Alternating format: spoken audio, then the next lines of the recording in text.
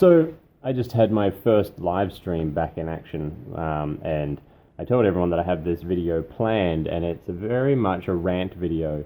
And Roy Rants is so catchy, I needed a name for my rant videos, and the general consensus was Valhalla Vents. So today we have Valhalla Vents, or as I like to call it, part 5 of Alex's series of how to piss off everybody in the industry.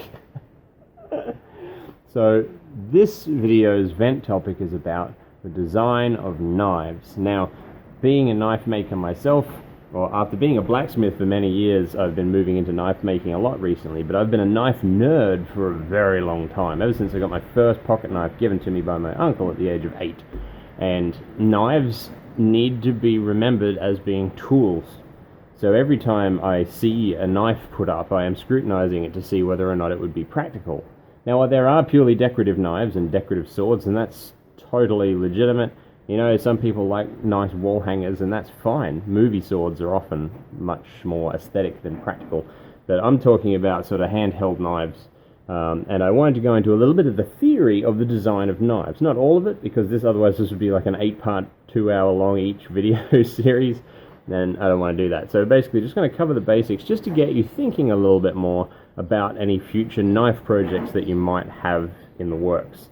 And sort of make you perhaps understand better the purpose of different aspects of a knife before you go making one and then calling it something that really it isn't. Now, if you've been listening to the ForgeCast, you would know that I'm on a mission to redesign the butchering knife.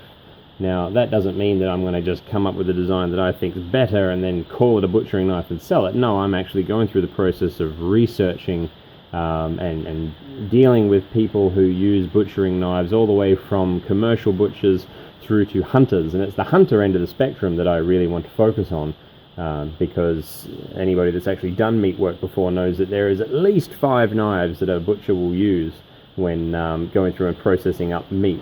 However, a hunter usually has 1 or 2. They have one for actually dressing the carcass, and they have one that's a general purpose hunting knife. I'm trying to fix the one that goes and dresses carcasses because I think it is ugly. Now, here I have the most recent one that I've made as part of a commission. And as you can see, while I've done my best to make it as pretty as possible, that shape is just ugly as hell.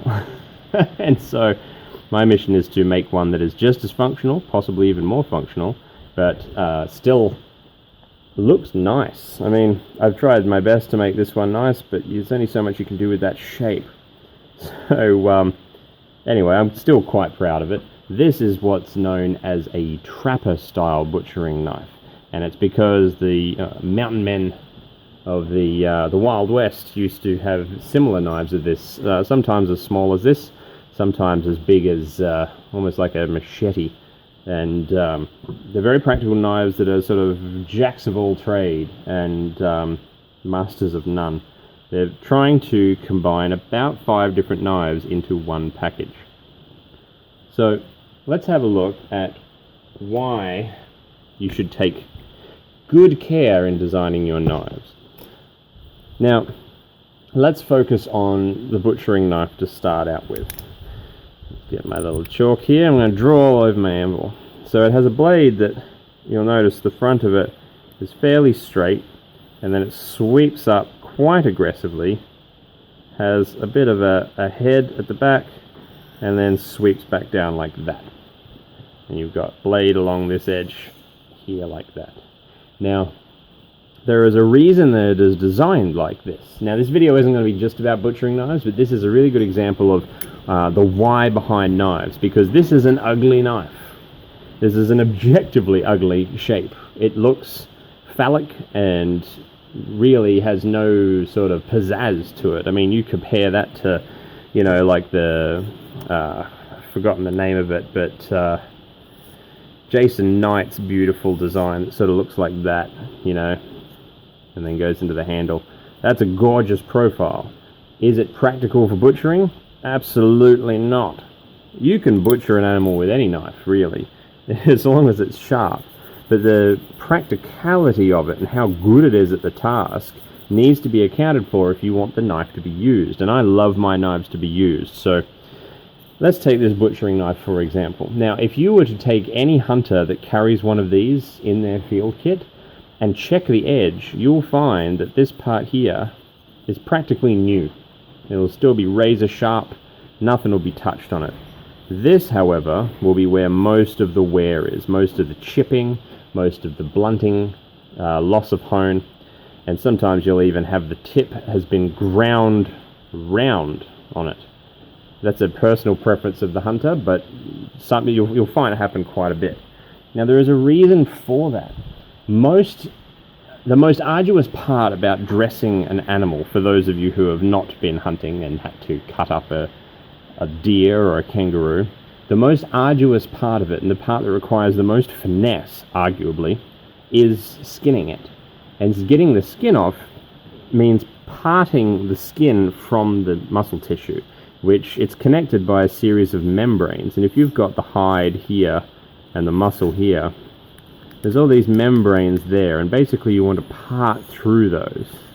And you can't really do it by just pushing a blade up against them like that. You've got to slice, and it's a drawing motion. And so you will reach up inside the animal and you will slice with this part here. And the reason that you'll use this part here is because there is a very aggressive curve. And that curve means that there is more blade than there would be in a straight line. So the distance from this point here to this point here, if it were a straight line, is shorter than if it was curved. And the more curve there is, the more slicing power it has within that distance. The reason it has this here, and you might be asking, well, why do they even have this part on a butchering knife if it doesn't get used? It's really just to extend out the reach of this so that it can get deeper inside the animal for larger carcasses. You can actually find ones of these that are literally just the handle starts here and they're very, very short. Often folding butchering knives are designed like that. You just don't have as much reach, so they're a little bit finicky to use. So that slicing function there is why it is so useful for that. However, this tip is practically 45 degrees. And if you would actually look at it, the back of the spine here can be carried through and it will reach where the point is. Now let's take a look at mine again and you'll see what I mean. If you follow the line through there, it lines up with the point. And that's because when you're holding it, the back of your hand will be in line with the tip and you have more control over using it without having to keep eyes on the tip. You can know where the tip is, and that means for safer handling of the knife. It also lets you feel like you are sort of one with the tool, and it's an extension of your arm. However, that tip on a butchering knife is very, very obtuse. What do I mean by obtuse? Let's get rid of some of the sketches here. Now, let's go back to the Jason Knight knife again. It goes like this, and you've got a harpoon clip in there. That there has probably an angle here of maybe 30 degrees. Or even less potentially on some knives. You get some, like a chef knife, for example, that's sort of swept back like that. Or a Giotto knife or something like that. That can be 15 degrees. And it means it's an aggressive tip. It's what's called an aggressive tip. A soft tip is when that angle is gone from acute to wider. And a wider tip is less likely to bust through something. You can't stab as effectively with it. So a butchering knife, let me get that focus again. A butchering knife, you'll notice the front of it. So it comes up and we've got that big aggressive curve. And then it goes into a big head which sweeps back. This is exaggerated, of course. However, you'll notice this angle here is pretty much 90 degrees. It's very, very close to 90 degrees. And because of that, that tip is less likely, as you are sweeping through, cutting those membranes, to bust through and cut through the hide of the creature. Because if you are skinning a creature, if you want to preserve the hide for tanning or selling, and the fur trapping trade back in the day, it was exceptionally important to actually have an intact hide. an aggressive tip will blow through it and leave holes all the way through your hide. So a butchering knife still gives you enough of a point that you could actually push through and slide the knife in, but not enough that a skilled user could not avoid busting through the hide. So if you were to try and wipe that off, if you were to try and skin an animal using a knife that's got like an aggressive clip point like that, you've got such an acute point here that it's very, very easy to nick the hide with that, causing blowout, and that means you're going to have holes in your hide. So the angle at which the tip of your knife sits here is very, very important. Now, why have a tip at all? Because sometimes you want to push a knife into a piece of meat. You want to push it in like that and then slice back. So that's why there's a tip. Many people who hunt don't do that at all, and so they take an angle grinder and they will round over the tip completely, and the blade will just start like that. And that way, even if they were to push against the hide, they won't blow through, or it's very unlikely for them to blow through. So that's one thing to consider. If you were to take Japanese cooking knives, for example, you'll notice the Nakiri and Usuba have a blade that's like this, and they've got quite a wide blade that goes there, and it's a rounded tip. So it's very different to a chef knife, because when you are cutting vegetables, which is what an Akiri and an Asuba are for, they are never going to need to push into a vegetable. Even if you are cutting a pumpkin or a squash, you would score a line and then drag the knife through the rest of the way. It comes down to the handling of the knife. So anyway, that's butchering knives taken into account, but you'll notice that on that butchering knife we get our 90-degree clip, and then you've got this wide head here. Now, wide head is, you can't have the width of the blade be that big the entire way. It supports this aggressive curve. I apologize for that wind, by the way. It supports this aggressive curve without meaning that the entire knife is that wide the entire way. Because if we continued this line of the spine all the way to that point, you would have a straight backed knife like so. And then when you've got a straight knife, you've got a very aggressive tip angle here. So we can widen that tip angle considerably, almost double it, by adding that fat back on it. Now, another way you can do that in a more subtle fashion is with a harpoon point, which is what we were talking about before. So if you've got the spine, it goes up to the harpoon or the fin, and then it goes down like that, and then you've got a blade like that. That has lifted that blade angle by an extra few degrees, while adding a decorative feature to the knife as well. Not always decorative though. It can be decorative, or it can be ground to be a false edge, which means if you look down the knife, you've got a nice sharp edge there, and then it's actually rounded. It's soft on the back. What that does is actually creates where the blade bevel comes up and touches the tip. If you were to look down on this point here on a knife that does not have a false edge, you will have a wedge like that.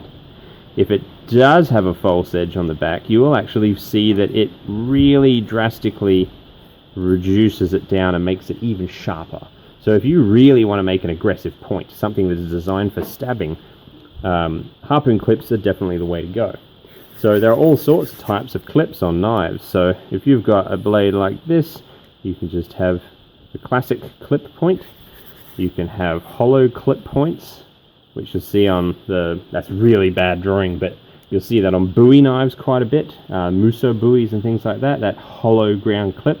I mean, look how aggressive it makes the point just by swinging that up like that. So the clip on the back of your spine is super important because it affects the angle of your tip. And the other part that affects the angle of your tip is the belly of the knife. Now, the belly of the knife is the part leading up to the tip. This here is the belly. So that's the clip, if you've got one. That's the tip. That's the belly. The belly here is going to either be designed for a push cut or a pull cut. Now, a pull cut is going to be a slicing action, pulling back like that. So A pull cut is going to really want to have a lot of surface area on the cut. Now, if you're doing another butchering knife that you'll see is called a breaking knife, and they kind of look like this, almost like a scimitar or a pirate's cutlass. And because of that, it's basically all curve. It's just designed to just pull and slice, and you can break down large chunks of meat into small chunks of meat very, very quickly with this. Sometimes you'll even find them with a hollow grind coming up like that. So, not a hollow grind, my mistake, a false edge going up to the back, and then the bevel coming down here, and it makes this really, really aggressive. So they can just slide that in and pull back, and you get all of this surface area of cutting edge to create a very effective pull cut.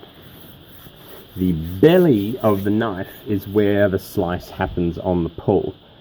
The heel of the knife, which comes above the guard, so just for clarification, handle, pommel or butt, you've got your guard, have the ricasso of the knife, you have the heel of the knife, the belly of the knife, the tip of the knife, the clip of the knife, and the spine of the knife. That makes sense? So now, this here is for pull cuts, this here is for push cuts. Now, or a push slice. Now, push slice, you'll notice a very good all-purpose knife is a French-style chef knife, or even a petit chef's knife, very much a French pattern. And you'll see you've got handle that comes out like this, and then really wide blade at the back, and it's going to have a nice sweep up, and probably about a third again sweep down. So the amount of sweep here will be divided by about 3, and you've got the sweep down at the top.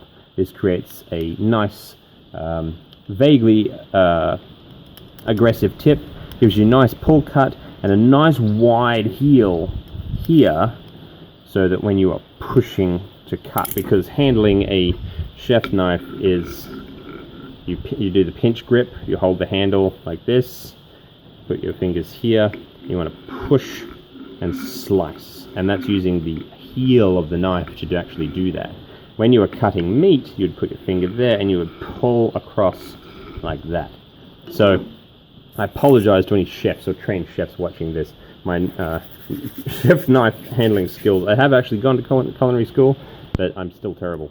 Anyway, so that is covering both bases. You've got that nice wide heel, you've got that swept front there, you can push, you can pull, you've got an aggressive tip to be able to slide in. It's a very well designed all-purpose knife, has graceful lines, it is beautiful.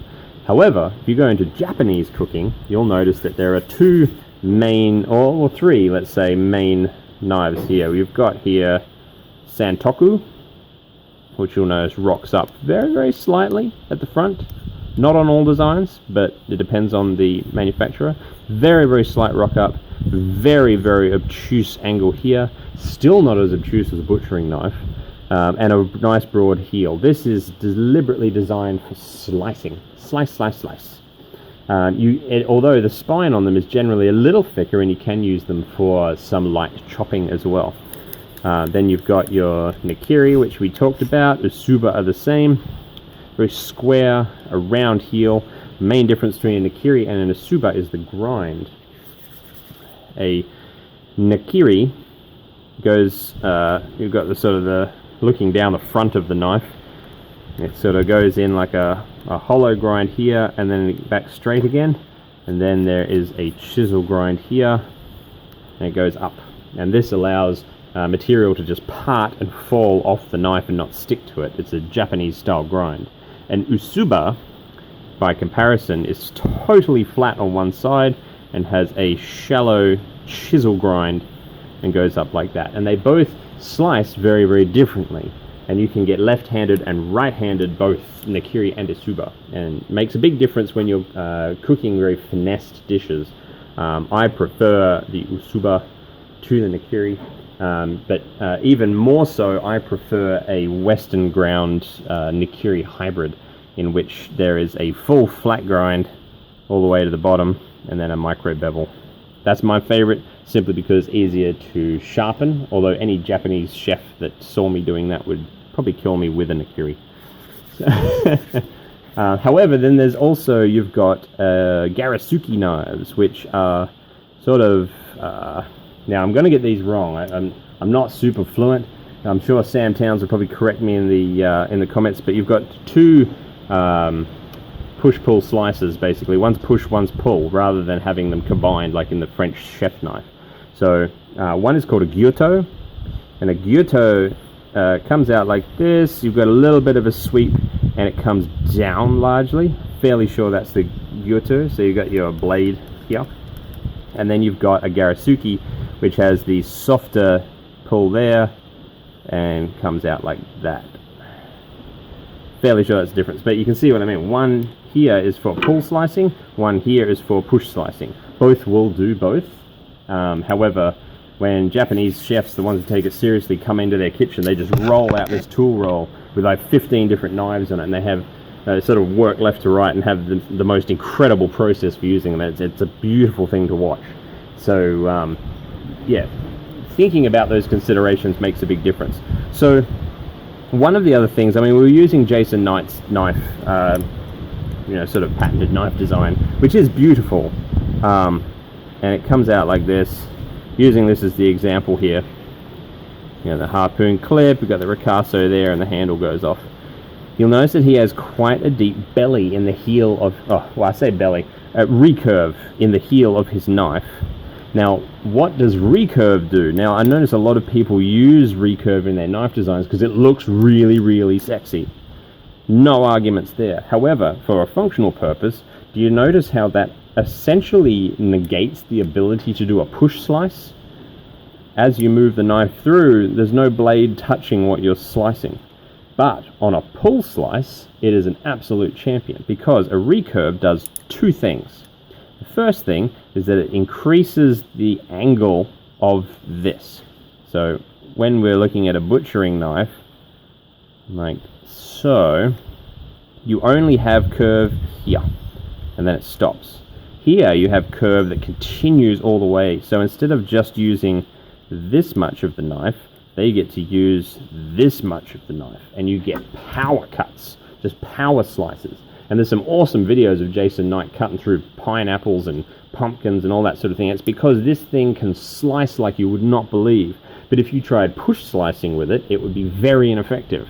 But that's not what it's designed for. Jason Knight knows exactly what he's doing with regards to this. So it's not for that. It's for cuts. It's a fighting knife. A fighting knife you'd be swinging as sort of slash cuts, and a slash cut is a pull cut, and it's not a push cut. If you try to do a push cut, a push slice while slashing, you would look very, very stupid. So basically, you are increasing the angle at which this curve operates.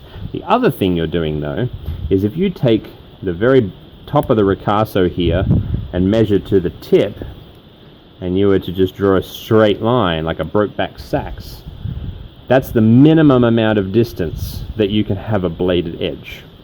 By adding in this huge amount of curve on the belly and then up into the recurve, you are cramming more slicing edge in the same amount of distance.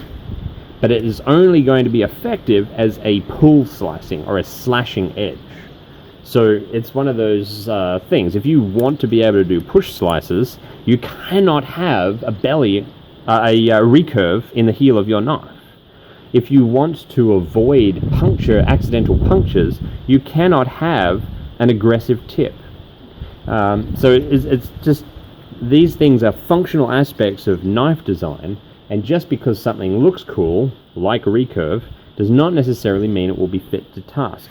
Now, the amount of times I've seen people selling skinning knives that look, they've got sort of bit of recurve there, and then this sort of swept hilt, and then a harpoon point and all that sort of thing, and calling that a skinning knife, it looks like something out of Chronicles of Riddick, not something that you could actually functionally use as a skinning knife, because it just would blow through the hide constantly with that aggressive tip.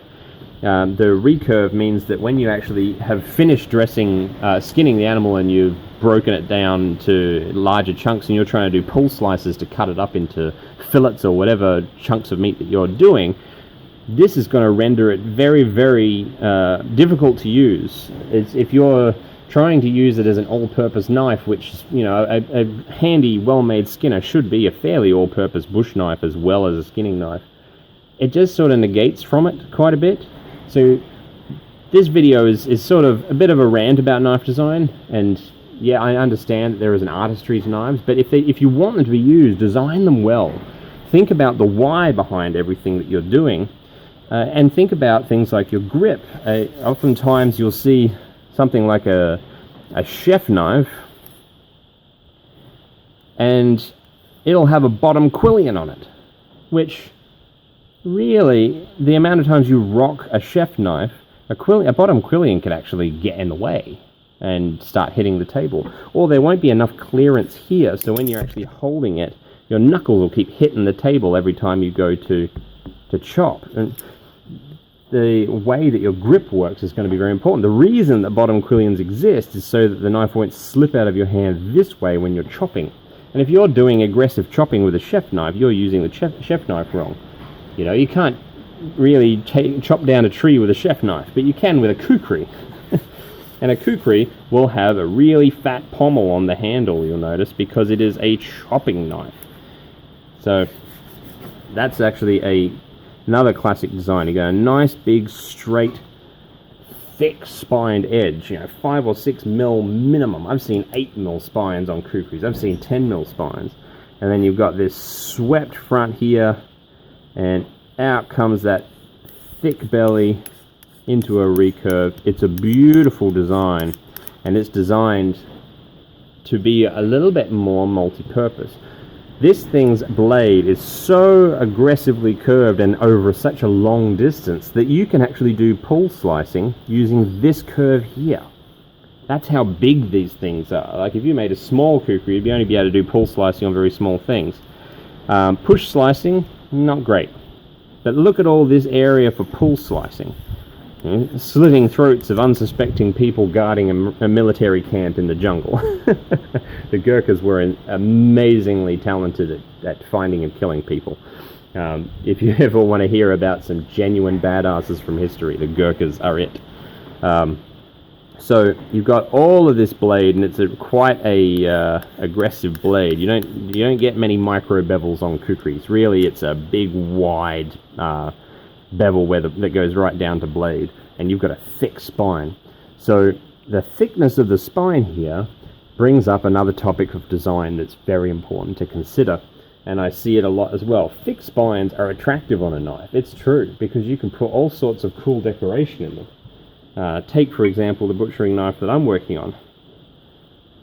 You know, I've got about a 3 mil spine that sort of tapers down as it goes down to the end.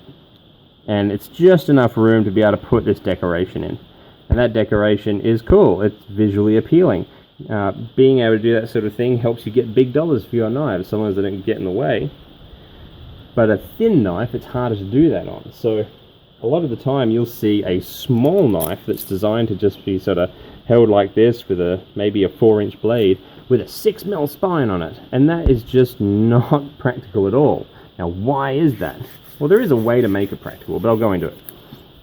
If you're looking down the back of a knife, there's your spine, and let's just say you've got a full flat grind, which will go all the way down like that, and then, unless it's a Scandi, you will have a micro bevel there. If it's a Scandi, you'd have a full flat grind down to a certain point, and then a grind all the way to the tip, and then your spine there.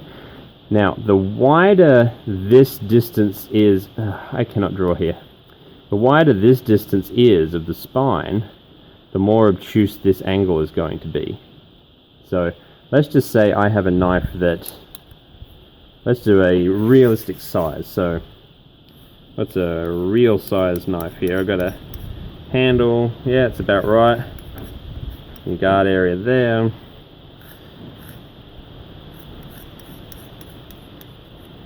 So yeah, my hand fit there. Realistic size knife. If a knife this big had a spine that was 6 mil thick, which for reference with my hands, you can see how thick 6 mil would be. This is something I see often. This distance here, now remember this is a life-size drawing here of a knife. This distance is 30 mil. You see that? If I take 6 mil, go here and there, and I say 30 mil, by the time that comes down, you've got an angle here, which if we zoom that in, I'm talking about this angle here, it's going to be quite an obtuse angle.